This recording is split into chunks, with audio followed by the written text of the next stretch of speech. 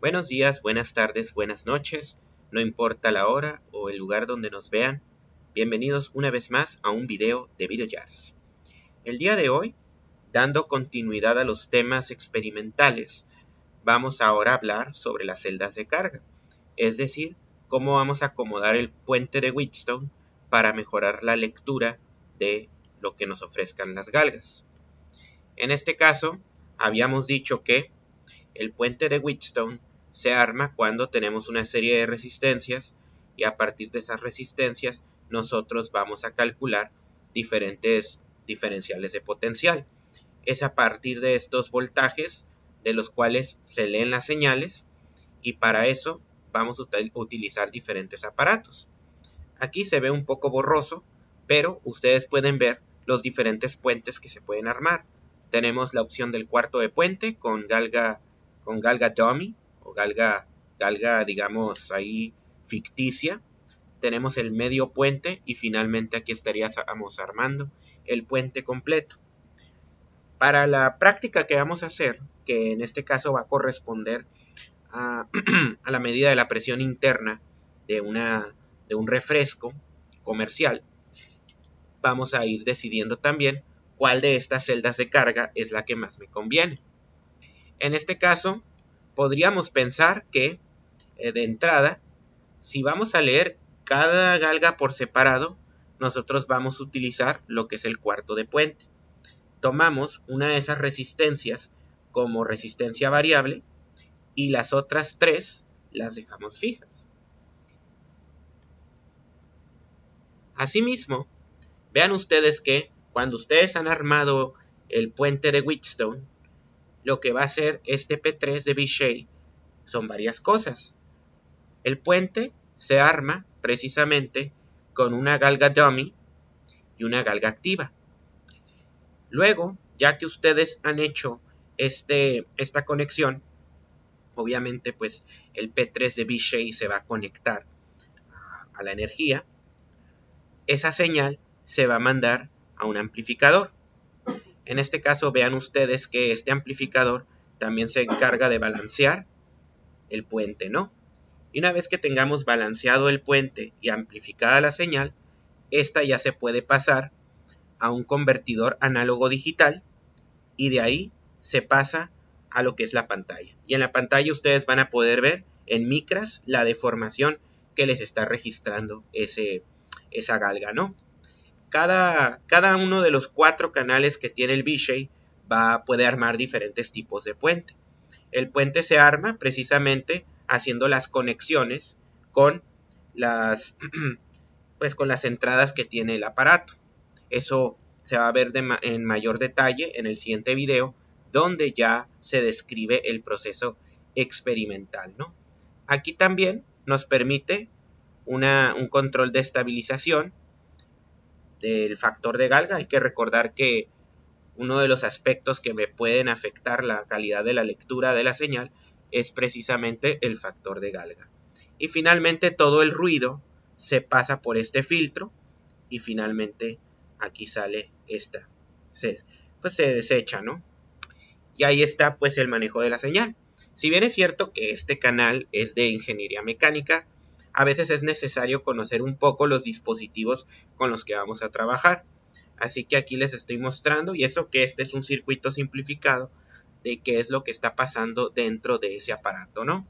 Ahora, para el resto de la lección, nos vamos a enfocar en cómo vamos a configurar precisamente este puente de Wheatstone. Ya nosotros la clase pasada vimos los análisis de circuitos, pero ahora vamos a ver qué tipo de puente conviene a cada tipo de celda de carga, dependiendo de la configuración. Recordemos que el puente de Wheatstone consta de 4 resistencias y esas resistencias, cuando están dispuestas de cierta forma, me va a dar una amplificación de la señal. Pero primero yo tengo que hacer el balanceo de ese puente. Y una vez que haga ese balanceo, ya puedo mover una resistencia y a partir de esa situación de equilibrio, yo puedo saber cuánto se está cargando, ¿no? Es como cuando calibran una báscula. Después, cuarto de puente. Como su nombre lo dice, vamos a usar una cuarta parte de ese puente. el cual solamente tiene una carga activa. Es ideal para medir carga axial, porque para la carga axial nada más necesito pues una dirección, y por sí solo no se puede compensar porque no hay ninguna otra parte del puente que ayude, digamos, a balancear o equilibrar. Solamente tenemos la variación de R1.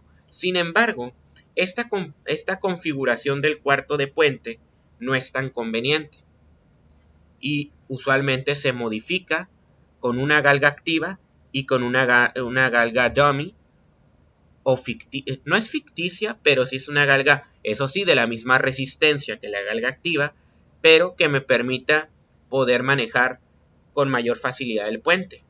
Porque esta galga dummy ayuda a que el puente sea más estable. Primero, hay algunos problemas inherentes con el cuarto de puente. Primero que nada, es muy complicado que las otras tres resistencias puedan mantener el mismo valor de R. Hay que recordar que solamente una de ellas es variable. Las otras tres resistencias van a tener un delta R de 0, ¿no? Así que, dados los defectos que puedan tener estas resistencias, mantener ese balance es complicado. Ahora, ya teniendo el cuarto de puente modificado, vamos a ver qué ventajas tiene. Tenemos la resistencia variable, tenemos esta otra resistencia dummy que también es variable, y las dos resistencias fijas. Recordando lo de las leyes de Kirchhoff, aquí esto, si quieren ver más detalles, revisen el video anterior, ahí es donde viene más información al respecto, ¿no? Aquí esta parte también tenemos que hacer la resta y si queremos equilibrar, nosotros finalmente encontramos que para poder balancearse, vean ustedes que solamente debemos de ajustar el dummy. Y una vez que quede ajustado el dummy, yo ya puedo dejar fija la resistencia activa. A diferencia de la resistencia fija R1 y R2, que esas usualmente escapan a nuestro control. Por lo tanto, por eso necesitamos la galga dummy para apoyarnos, ¿no? Es decir, vean ustedes las ecuaciones de aquí de la izquierda y obviamente para que esto se cumpla, nosotros tenemos que ajustar la resistencia variable para que finalmente esta resistencia se pueda equilibrar con este valor. Hay que recordar que este valor es fijo. Y si este valor fuera fijo, realmente el ajuste lo tendríamos que hacer sobre la propia galga, la cual ya de por sí nos tiene que dar la señal. Por lo tanto, ese ajuste mejor lo paso a la galga dummy y a partir de ahí yo ya logro el balanceo del puente. Con eso, vean ustedes que el cuarto de puente de todos modos funciona igual porque solamente va a haber un canal que va a variar. Los otros tres, incluso este, va a seguir siendo fijo una vez que ha sido calibrado, ¿no? Entonces, en el cuarto de puente, todos se van.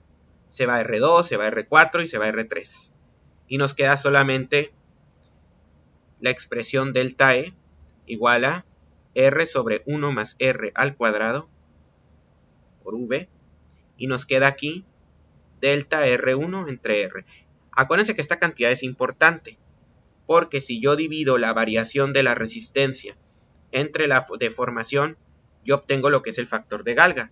Si yo paso el epsilon multiplicando para acá, pues yo tengo que esto es lo mismo que esto, ¿no?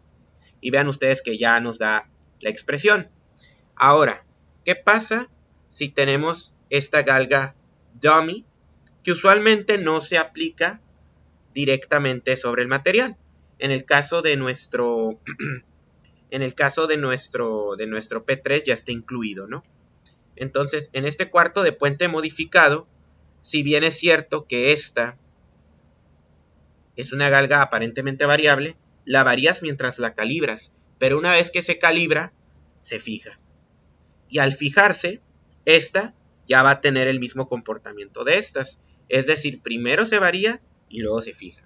Entonces, me va a permitir hacer la misma lectura de esfuerzo uniaxial, pero mientras esta es la que se sintoniza, por así decirlo, ¿no? Pero hay estados de carga mucho más complejos que la carga axial. Tenemos lo que es el medio puente. Y aquí, si bien tenemos la misma galga 1, esta galga 2 también va a ser variable.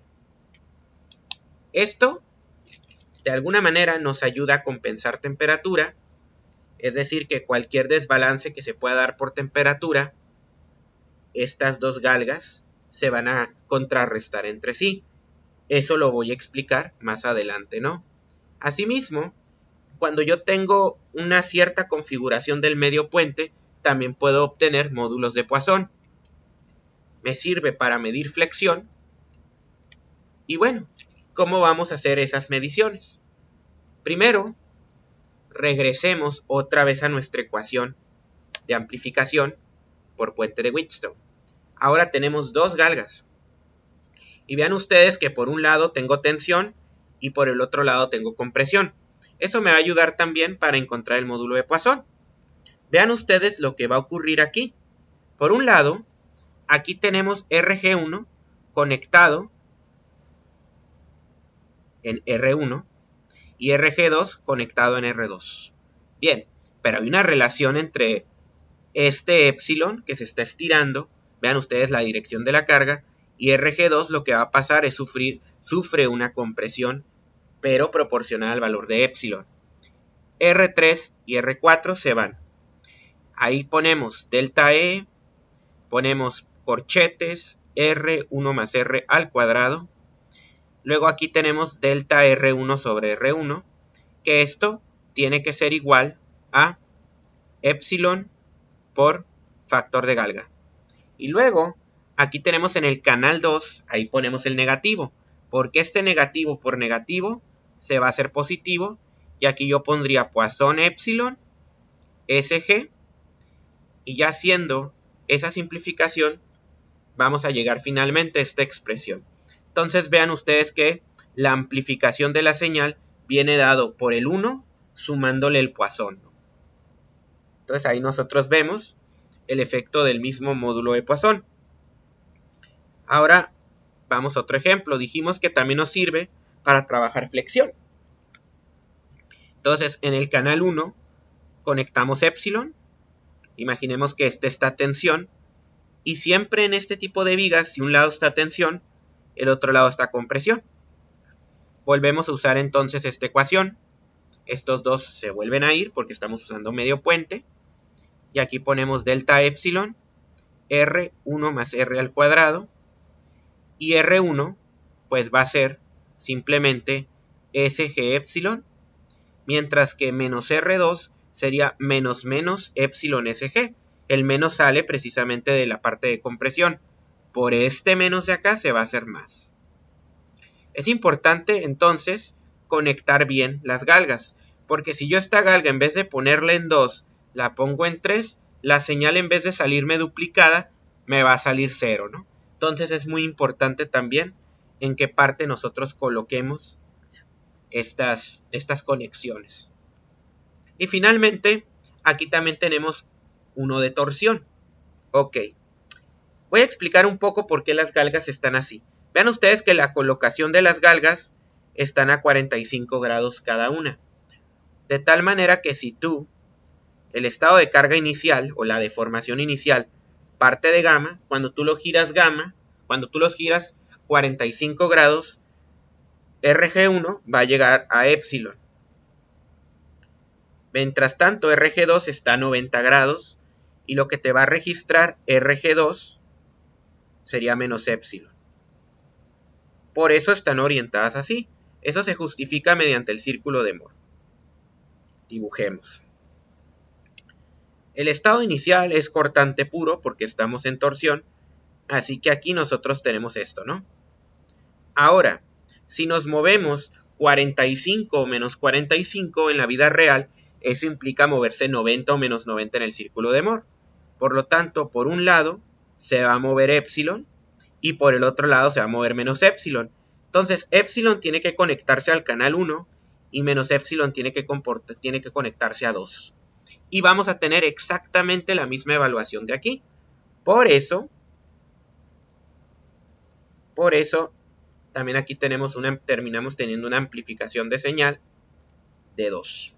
Bien, con esta información ya también podemos empezar a ver qué tipo de situaciones aplican para puente completo. El puente completo requiere las 4 resistencias variables y activas. Entonces, el puente completo es mucho más complicado de armar, por lo que solamente se recomienda para situaciones que requieran alta sensibilidad, donde yo requiera conocer con alta precisión el resultado. Y una aplicación de esto es precisamente redoblar esfuerzos en el tema de la flexión. Aquí podemos ver qué pasa cuando metemos galgas, ojo, en el canal 1 y en el canal 3, mientras acá tenemos galgas en 2 y 4. Entonces, cuando metemos la ecuación, podemos ver que estos dos van a ser positivos y los otros dos son negativos, pero por los negativos también son positivos, y estaríamos sumando 4 veces la misma expresión. Entonces se cuadruplica la señal y yo ya puedo hacer una medición mucho más precisa. Entonces, dependiendo del tipo de carga y del nivel de precisión que queremos, nosotros podemos armar el puente necesario, ¿no? Ahora estamos hablando un poco de la compensación de temperatura, que es el otro tema importante en esta lección.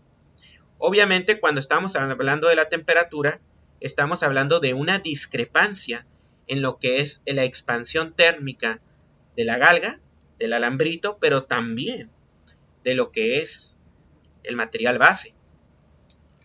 Entonces, obviamente, estas discrepancias,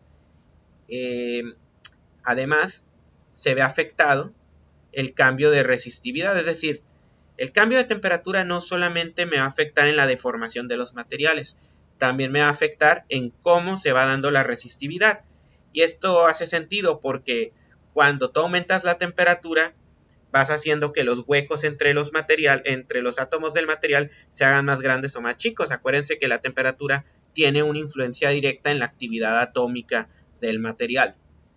Por lo tanto, vean ustedes que si juntamos estos 3 fenómenos, aquí tenemos una resta porque estamos hablando de un mismatch, de una discrepancia, y aquí estamos hablando de una propiedad intrínseca. Es mucho más fácil controlar estos términos de expansión térmica, y obviamente pues yo quiero que esta discrepancia sea lo más posible cero. Aquí se puede jugar, sobre todo cuando tenemos diferentes materiales, yo puedo utilizar esa discrepancia térmica y balancearla contra el gamma del material. Algunas galgas ya vienen precisamente tomando en cuenta estos temas. ¿Qué se puede hacer? Por ejemplo, lo primero que se hace es compensar la propia galga, en este caso pues precisamente utilizando el balanceo de esos 3 alfa, beta y gamma, ¿no? No obstante, cuando los materiales son diferentes, yo tengo que despejar para gamma, y finalmente ese valor de gamma tiene que aproximarse lo más a pues el factor de galga por la discrepancia de los coeficientes térmicos, ¿no? No obstante, si es posible primero compensar el circuito eléctrico, que es lo que ya les estaba comentando previamente de los puentes de Witts. Aquí era lo que yo les decía de escoger también la propia galga con aleaciones y longitudes diferentes, ¿no? Para compensar precisamente internamente en la galga el efecto de la deformación térmica. Otras cuestiones que van más allá de la propia manufactura de la galga es cómo ustedes van a preparar la superficie. Tomen en cuenta que esa superficie tiene que estar limpia y cualquier pues resto, cualquier rasgo o rugosidad les va a meter ruido. Nosotros queremos que la galga se pegue lo mejor posible. No siempre es posible controlar esto al 100%, pero para ello sí recomiendo, y es algo que viene en el próximo video, que en los primeros pasos ustedes limpien la superficie muy bien. Primero es pulirla y luego limpiarla para que después la galga que ustedes van a cementar en la base quede lo más adherida posible. Porque al final de cuentas la galga tiene que medir lo más fielmente posible la deformación de la pieza sobre la cual está montada, ¿no?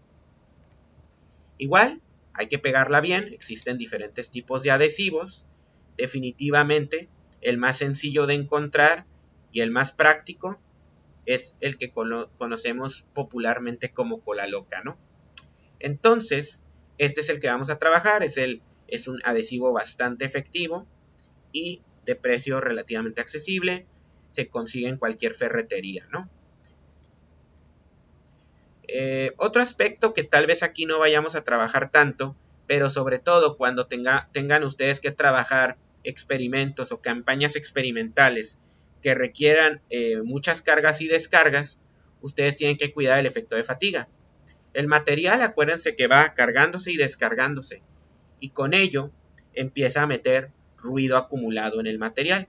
Si bien es cierto, como dice esta gráfica, que el error después de cierto tiempo tiende a estabilizarse, el error de la curva de deformación es considerable comparado desde la parte inicial. Esto es prácticamente intacto y vean ustedes cómo se va degradando por fatiga el material después de una aplicación de varios ciclos, ¿no?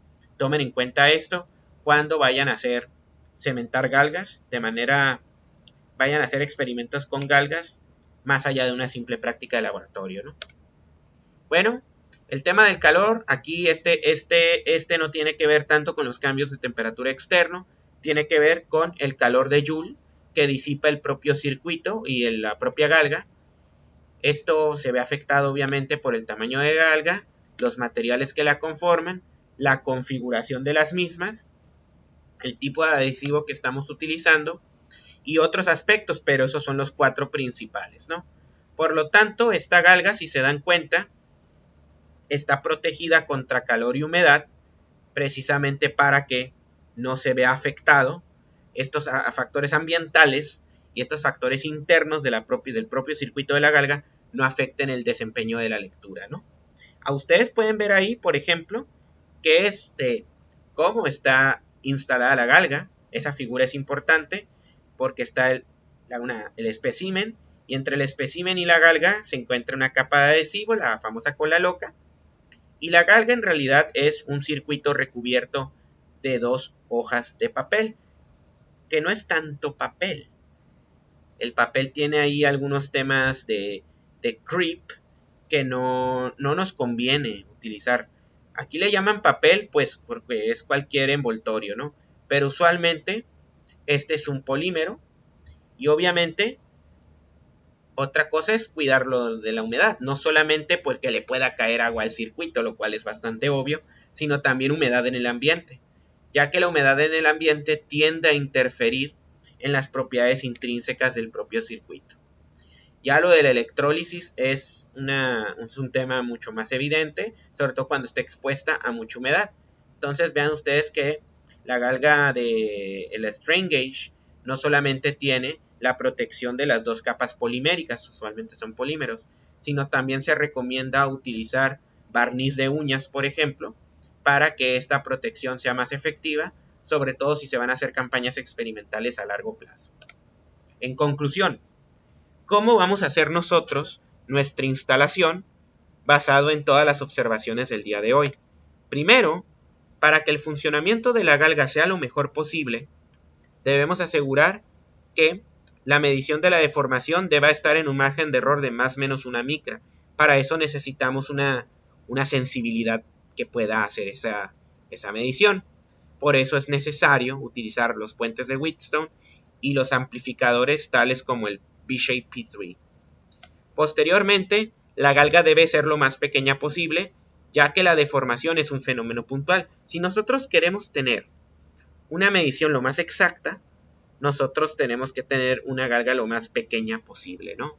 Sin embargo, ese tamaño también restringe mucho la forma en cómo se manufactura el alambre al interior de la misma galga. El tema de las deformaciones dinámicas, si bien en la práctica de laboratorio no nos va a afectar tanto, cuando tengan en cuenta sobre todo registros de fatiga, definitivamente deben de ser tomadas en cuenta, ¿no? Y esto nos va a afectar sobre todo al momento de escoger el material del alambre de la galga. Asimismo, debemos de estabilizar el factor de galga.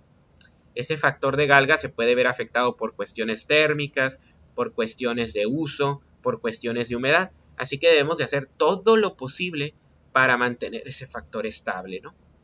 Estas no son conclusiones solamente de esta lección, sino de desde el inicio de la unidad, de lo que hemos venido hablando desde el inicio de la unidad. Asimismo, esto de aquí puede parecer muy obvio, pero la instalación que debemos de hacer cuando tengamos las galgas debe ser de tal manera que pues la configuración quede sencilla. Cuiden mucho sobre todo cómo sueldan las patitas al cable que luego se va a conectar al P3. Son de esas cuestiones que no se toman en cuenta hasta que se hace la medición. Asimismo, debemos de asegurar, esto de aquí ya viene prácticamente asegurado, garantizado por el amplificador, pero nosotros tenemos que tener una relación lineal. Por eso desde un principio se descartó el uso del potenciómetro y nos fuimos mejor por el puente de Wheatstone. Y pues obviamente las galgas representan un elemento transductor.